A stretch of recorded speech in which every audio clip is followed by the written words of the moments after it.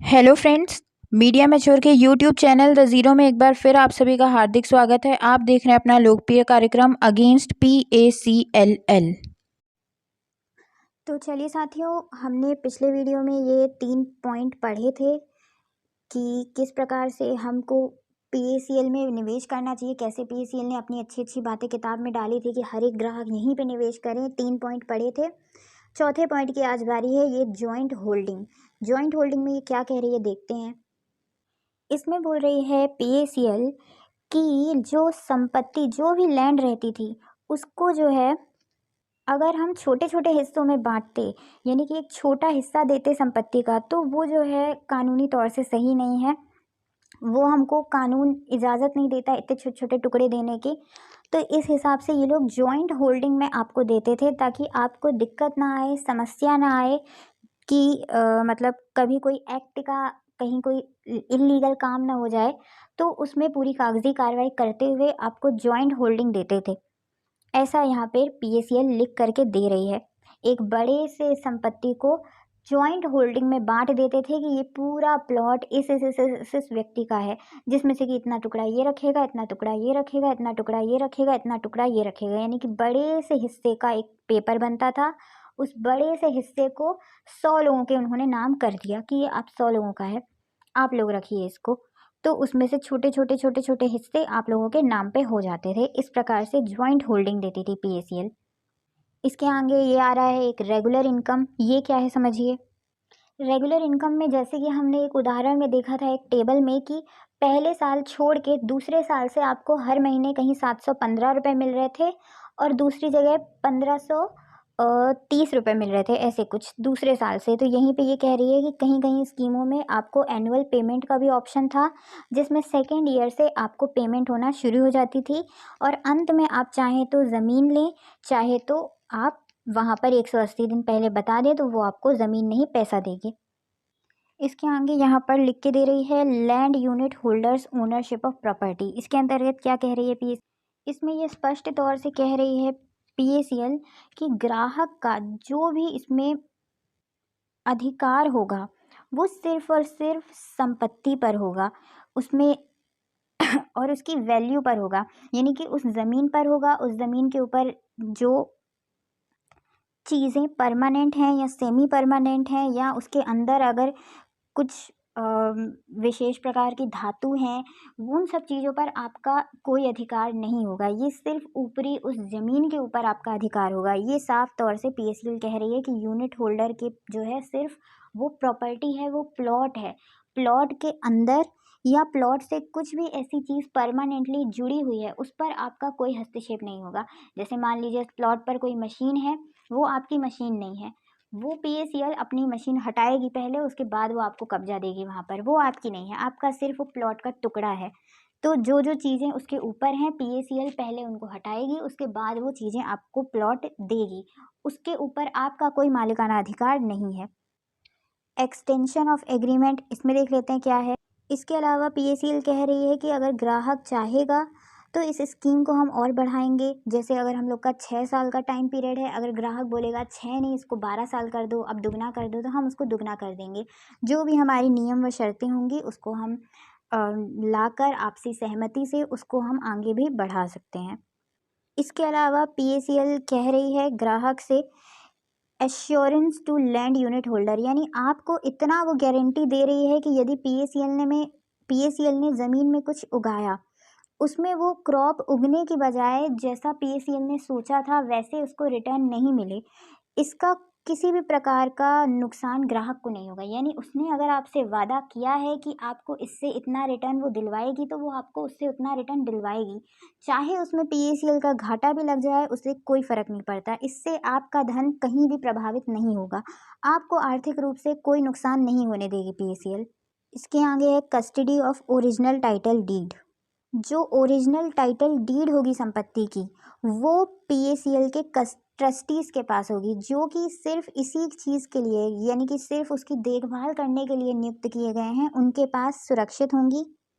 और उन्हीं ट्रस्टीज़ के माध्यम से उसकी सर्टिफाइड कॉपी जो है निवेशक तक पहुंचाई जाएगी। निवेशक को यहाँ पर प्लॉट होल्डर का नाम दिया गया है। प्लॉट होल्डर भी बोल सकते हैं या यूनिट होल्डर भी बोल सकते हैं, ये भी ध्यान दीजिए। पीएसीएल ने कहीं पे भी किसी भी किताब में इन्वेस्टर शब्द का इस्तेमाल नहीं किया था, यूनिट होल्डर शब्द का इस्तेमाल किया था। यानी पीएसीएल ये कहना चाहती है कि आप यूनिट होल्डर हैं, इन्वेस्टर नहीं है। यही हम मात खा गए। यानी जीवन में कभी किसी के मौखिक रूप से बोली हुई बात पर विश्वास नहीं करना है। वो लिख के हमें क्या दे रहा है, वहाँ इन्वेस्टर लिख के दे रहा है तो हम इन्वेस्टर हैं, वहाँ यूनिट होल्डर लिख के दे रहा है तो हम यूनिट होल्डर हैं, वहाँ कस्टमर लिख के दे रहा है तो हम कस्टमर हैं। उनके बोलने पर विश्वास नहीं करना है, यही हम मात खा जाते थे। चलिए आगे देखते हैं ये क्या बोल रहे हैं।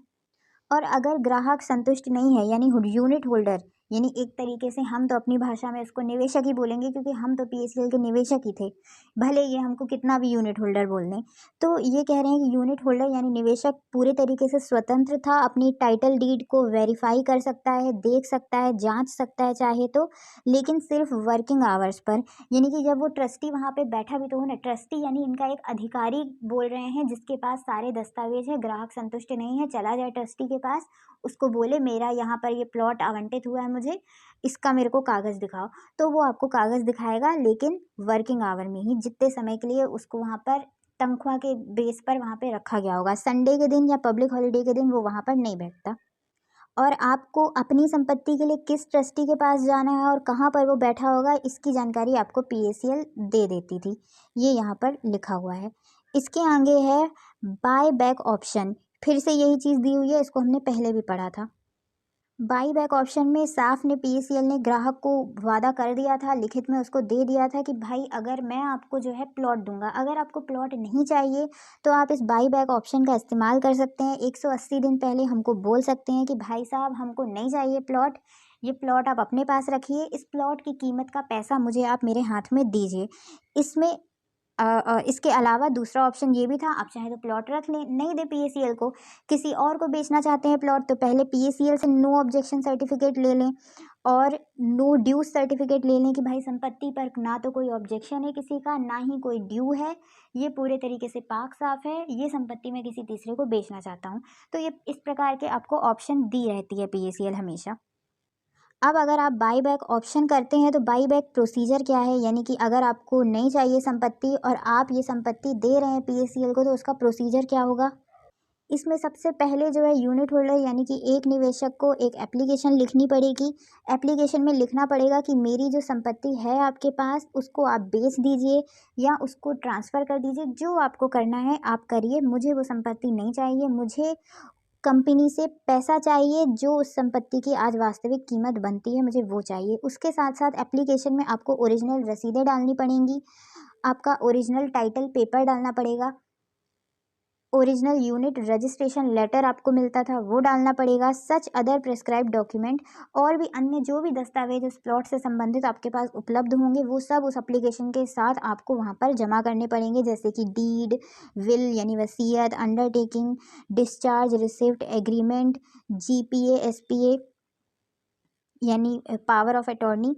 तो ये सब चीज़ें आपको पीएसीएल को सौंपनी पड़ेंगी। दूसरा स्टेप, ये एप्लीकेशन आपने पीएसीएल को भेजी, इसके साथ साथ एक एप्लीकेशन आपको ट्रस्टी को भी भेजनी पड़ेगी कि इस संपत्ति से जुड़े हुए जितने भी दस्तावेज आपके पास उपलब्ध हैं ये सब आप पीएसीएल को सौंप दीजिए, क्योंकि मुझे ये संपत्ति पीएसीएल को बेचनी है। ये दूसरा स्टेप हो गया। और ये जो एप्लीकेशन आप लिखेंगे ये आपको 180 दिन पहले देनी है पीएसीएल को। और स्पष्ट कह दे रही है कंपनी कि अगर 180 दिन पहले आपने कंपनी को नोटिस नहीं दिया, तो अगर इस नोटिस ना देने के कारण अगर आपको कोई नुकसान होता है तो इसकी जिम्मेदारी कंपनी की नहीं है, क्योंकि कंपनी ने आपको 180 दिन पहले तक का ही समय दिया है। 180 दिन के बाद अगर आप बोलते हैं कि ये ले कंपनी, तो कंपनी की मर्जी है वो लेगी कि नहीं लेगी। अगर वो संपत्ति बेचने के लिए आपने 180 दिन पहले नहीं बोला, टाइम निकल गया, अब आप कंपनी को रगड़ेंगे, कंपनी को हाथ पैर जोड़ेंगे कि ले लो संपत्ति, तो वो उसकी इच्छा है उसको लेनी है कि नहीं लेनी है। अगर वो ना ले और आपको कोई नुकसान होता है, इसके हर्जे खर्चे की जिम्मेदारी उसकी नहीं है, जाना है कोर्ट कचहरी जाइए। पीएसीएल की जवाबदेही इतनी ही थी। जो ये पेमेंट होती है, जो ये बाई बैक अमाउंट रहता है, ये है कंपनी और निवेशक के बीच में होता है कि कंपनी ने निवेशक को जो संपत्ति देने वाली थी वही संपत्ति वापस निवेशक कंपनी को बेच रहा है, या निवेशक नहीं है तो ऐसी स्थिति में नॉमिनी वापस कंपनी को बेच रहा है। तो वो पैसा सीधे सीधे वो कंपनी उस निवेशक को या नॉमिनी को देती थी। यानी ये एग्रीमेंट कंपनी और निवेशक के बीच में रहता था, या निवेशक के ना होने पर नॉमिनी और कंपनी के बीच में। इसके अलावा ये जनरल टर्म्स एंड कंडीशंस में देख लेते हैं क्या है। जो भी दस्तावेज हैं वो सभी एग्रीमेंट ख़त्म होने के 30 दिन पहले यूनिट होल्डर को किसी भी हालत में कंपनी को सौंपना है। जैसे आपने 180 दिन पहले नोटिस दे दिया और कंपनी ने उसको स्वीकृत कर दिया कि ठीक है चलिए आपकी संपत्ति मैं खरीदूंगा, तो उसके संबंधित जितने भी दस्तावेज हैं वो तो धीरे धीरे आप प्रोवाइड कराएंगे ना। आप देखिए, मान लीजिए आपने ट्रस्टी को लिख करके भेज दिया कि पीएसीएल को 2 दस्तावेज, 3 महीने हो गए अभी तक उसने दिया ही नहीं है, तो ये 3 महीने होने नहीं चाहिए। 180 दिन मतलब 4 महीने, सॉरी 6 महीने होते हैं। तो ये 6 महीने की समय अवधि से पहले पहले आपको नोटिस देना है और 1 महीना पहले ये सारे दस्तावेज किसी भी हालत में आपको कंपनी को प्रोवाइड कराने हैं। अगर नहीं करवा पाते हैं तो वो बाईबैक ऑप्शन प्लान आपके लिए ख़त्म हो गया। अब आपको वो संपत्ति लेनी पड़ेगी, चाहे जहाँ है वो संपत्ति। तो चलिए साथियों, ये 48 नंबर पेज तक हमने कंप्लीट किया और इसमें हमने बहुत सारी चीज़ें समझ ली कि कहाँ कहाँ पीएसीएल को पकड़ा है सेबी ने, किस किस झूठ को उसके पकड़ा है। अभी ये सब बताने का क्या उद्देश्य है सेबी का, ये हम आगे समझेंगे। अभी के लिए बहुत बहुत धन्यवाद। जय हिंद, जय भारत।